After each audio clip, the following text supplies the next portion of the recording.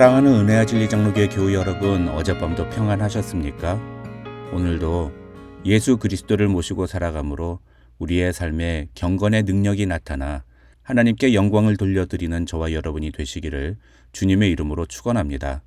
오늘 새벽에 만나보면은 창세기 3장입니다. 창세기 3장 1절로 24절을 제가 읽어드리겠습니다. 그런데 뱀은 여호와 하나님이 지으신 들짐승 중에 가장 간교하니라. 뱀이 여자에게 물어 이르되 하나님이 참으로 너희에게 동산 모든 나무의 열매를 먹지 말라 하시더냐. 여자가 뱀에게 말하되 동산 나무의 열매를 우리가 먹을 수 있으나 동산 중앙에 있는 나무의 열매는 하나님의 말씀에 너희는 먹지도 말고 만지지도 말라 너희가 죽을까 하노라 하셨느니라. 뱀이 여자에게 이르되 너희가 결코 죽지 아니하리라. 너희가 그것을 먹는 날에는 너희 눈이 밝아져 하나님과 같이 되어 선악을 알 줄 하나님이 아심이니라.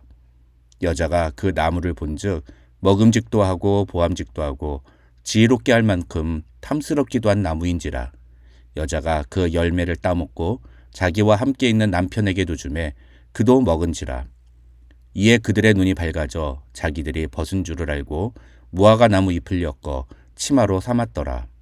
그들이 그날 바람이 불 때 동산에 거니시는 여호와 하나님의 소리를 듣고 아담과 그의 아내가 여호와 하나님의 낯을 피하여 동산 나무 사이에 숨은지라. 여호와 하나님이 아담을 부르시며 그에게 이르시되 네가 어디 있느냐. 이르되 내가 동산에서 하나님의 소리를 듣고 내가 벗었으므로 두려워하여 숨었나이다. 이르시되 누가 너의 벗었음을 내게 알렸느냐. 내가 네게 먹지 말라 명한 그 나무 열매를 내가 먹었느냐. 아담이 이르되 하나님이 주셔서 나와 함께 있게 하신 여자 그가 그 나무 열매를 내게 주므로 내가 먹었나이다. 여호와 하나님이 여자에게 이르시되 내가 어찌하여 이렇게 하였느냐. 여자가 이르되 뱀이 나를 꿰므로 내가 먹었나이다. 여호와 하나님이 뱀에게 이르시되 내가 이렇게 하였으니 내가 모든 가축과 들의 모든 짐승보다 더욱 저주를 받아 배로 다니고 살아있는 동안 흙을 먹을지니라. 내가 너로 여자와 원수가 되게 하고 내 후손도 여자의 후손과 원수가 되게 하리니 여자의 후손은 내 머리를 상하게 할 것이요 너는 그의 발꿈치를 상하게 할 것이니라 하시고 또 여자에게 이르시되 내가 네게 임신하는 고통을 크게 더하리니 내가 수고하고 자식을 낳을 것이며 너는 남편을 원하고 남편은 너를 다스릴 것이니라 하시고 아담에게 이르시되 네가 네 아내의 말을 듣고 내가 네게 먹지 말라 한 나무의 열매를 먹었은즉 땅은 너로 말미암아 저주를 받고 너는 네 평생에 수고하여야 그 소산을 먹으리라. 땅이 내게 가시덤불과 엉겅퀴를 낼 것이라. 네가 먹을 것은 밭의 채소인즉 내가 흙으로 돌아갈 때까지 얼굴에 땀을 흘려야 먹을 것을 먹으리니 내가 그것에서 취함을 입었음이라. 너는 흙이니 흙으로 돌아갈 것이니라 하시니라. 아담이 그의 아내의 이름을 하와라 불렀으니 그는 모든 산자의 어머니가 됨이더라. 여호와 하나님이 아담과 그의 아내를 위하여 가죽옷을 지어 입히시니라. 여호와 하나님이 이르시되 보라 이 사람이 선악을 아는 일에 우리 중 하나같이 되었으니 그가 그의 손을 들어 생명나무 열매도 따먹고 영생할까 하노라 하시고 여호와 하나님이 에덴 동산에서 그를 내보내어 그의 근원이 된 땅을 갈게 하시니라. 이같이 하나님이 그 사람을 쫓아내시고 에덴 동산 동쪽에 그룹들과 두루 도는 불칼을 두어 생명나무의 길을 지키게 하시니라. 지난주에 우리는 창세기 1장과 2장을 통해서 하나님이 천지를 창조하셨다는 사실과 그것이 우리에게 주는 메시지가 무엇인지에 대해 살펴보았습니다. 결론적으로 창세기 1장과 2장을 통해서 우리는 하나님이 세워두신 창조의 원리를 올바로 지키는 것이 중요하다는 사실을 기억해야 합니다. 이제 오늘 본문인 창세기 3장을 살펴보겠습니다. 결론적으로 창세기 3장은 어떻게 죄가 이 세상에 들어오게 되었는지에 대해 기록하고 있습니다. 다시 말하면 죄의 시작을 보여주는 것이 바로 창세기 3장의 내용입니다. 이 창세기 3장에 기록된 내용들을 통해 우리는 죄가 어떻게 들어왔고 또 어떤 과정을 통해 진행됐으며 그 결과 어떤 일이 벌어졌는지에 대해 확인할 수 있습니다.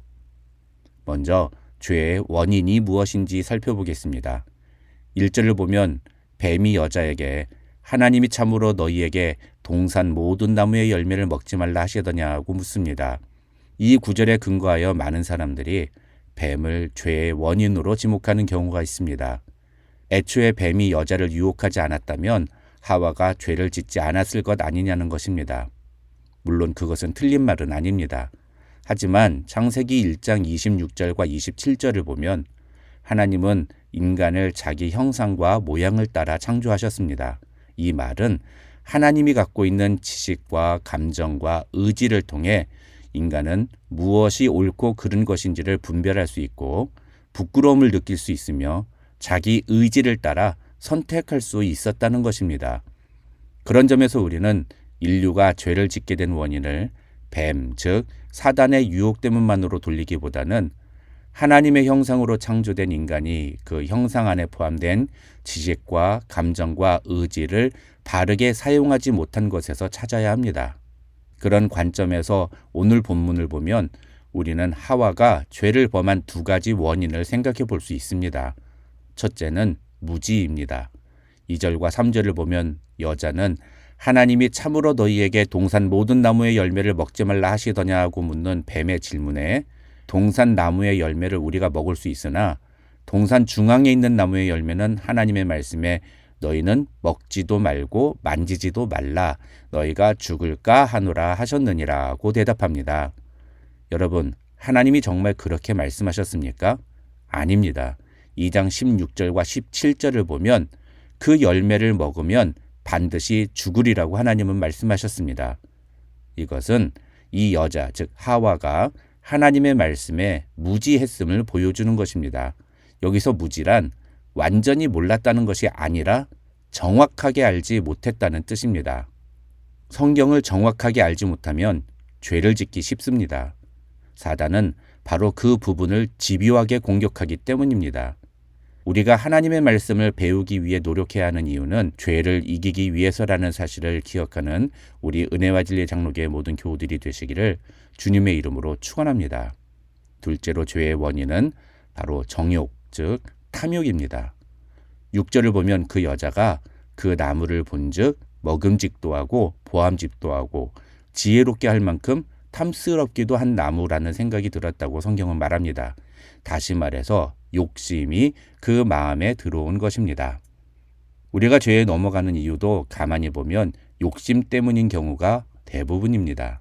비단 물질에 대한 욕심만이 아니라 사람들로부터 인정받고 싶은 욕심, 자신의 뜻대로 무언가를 진행하고 싶은 욕심도 이런 욕심에 해당됩니다. 이런 모든 것을 성경은 정욕 혹은 탐욕이라고 말하는데 바울은 로마서 8장에서 육체의 정욕을 이기는 것은 성령의 소욕을 따라 행하는 것뿐이라고 말합니다. 그렇다면 이런 무지와 탐욕으로 인해 죄가 어떻게 진행되었는지에 대해서 살펴보겠습니다. 역시 두 가지 관점으로 볼 수 있습니다. 첫째는 방조, 즉 하와가 하나님의 말씀에 불순종하는 것을 보고도 그냥 가만히 있음으로 인해 죄가 진행되었다는 것입니다. 6절을 보면 여자가 그 열매를 따먹고 자기와 함께 있는 남편에게도 주매 그도 먹었다고 성경은 말합니다. 여기서 중요한 것은 자기와 함께 있는 남편이라는 표현입니다. 다시 말하면 아담은 하와가 선악을 알게 하는 나무의 열매를 따먹었을 때 바로 그 옆에 있었다는 것입니다. 그런데 아담은 하와가 그 열매에 손을 대려고 할 때 그걸 말리지 않았고 그로 인해서 하와가 그 열매를 따먹는 행위를 하게 된 것입니다. 둘째는 공조, 즉 그 죄에 동참했다는 것입니다. 역시 6절을 보면 성경은 하와가 남편에게 그 열매를 주자 남편도 먹은지라고 말합니다. 성경은 하나님의 말씀에 불순종하는 아내의 그 행동에 함께 동참했던 아담의 책임을 분명하게 지적합니다. 그리고 실제로 선악을 알게 하는 나무의 열매를 따먹은 건 여자이지만 성경은 한 사람, 즉 아담을 통해 죄가 이 세상에 들어왔다고 선언함으로써 아담이 죄에 공조한 책임을 묻습니다. 그러한 죄의 결과는 무엇일까요? 오늘 본문 10절에서 성경은 죄에 범한 인간이 보여준 태도를 세 가지로 우리에게 이야기합니다. 첫째는 부끄러움입니다. 선악을 알게 하는 나무의 열매를 먹고 나자 아담과 하와는 자신들이 벌거벗었다는 사실을 알고 부끄러움을 느꼈습니다. 죄를 지은 자는 누구나 부끄러움을 느끼기 마련입니다. 둘째는 두려움입니다. 죄악을 저지른 사람은 모든 인간이 갖고 있는 양심에 의해 두려움을 느끼게 되어 있습니다. 죄를 저지르고도 두려움을 느끼지 못하는 것은 그만큼 인간의 양심이 마비가 되었다는 증거라고 할 수 있습니다. 마지막 세 번째는 숨었다는 것입니다. 8절을 보면 범죄한 아담과 하와는 여호와 하나님의 낯을 피하여 동산 나무 사이에 숨었다고 성경은 말합니다. 죄를 지은 사람은 하나님뿐만 아니라 사람들의 시선도 피하게 되어 있습니다. 그렇게 죄 지은 인간에 대하여 하나님은 어떤 판결을 내리십니까? 9절부터 19절에는 바로 그 내용이 기록되어 있습니다. 결론만 간단히 말씀을 드리면 하나님은 죄와 연관된 모든 대상에게 그 죄에 상응하는 저주를 선언하십니다. 첫째로 14절과 15절에서 하나님은 뱀에 대한 저주를 선언하십니다. 여기서 중요한 것은 뱀, 즉 사단으로 하여금 여자의 후손과 원수가 되게 하시겠다고 선언하셨다는 것입니다. 여기서 여자의 후손은 장차 사단의 세력을 멸하실 예수 그리스도를 의미합니다. 둘째는 여자에 대한 저주입니다. 16절을 보시면 하나님은 여자에게 임신하는 고통과 남편이 여자를 다스리게 될 것임을 선언하십니다. 마지막으로 17절로 19절에서 하나님은 아담에게 내가 평생 수고해야 그 소산을 먹을 것이라고 말씀하시며 또 19절 마지막 부분에서는 너는 흙이니 흙으로 돌아갈 것이니라고 말씀하시는데 이것은 2장 17절에서 말씀하신 대로 죄의 결과 죽음을 피할 수 없게 되었음을 선언하신 것입니다. 그러나 하나님은 그런 인간을 위하여 후속 조치를 취하십니다. 그 내용이 21절부터 24절까지인데요. 두 가지로 설명할 수 있습니다. 하나는 가죽옷을 지어 입히신 것입니다.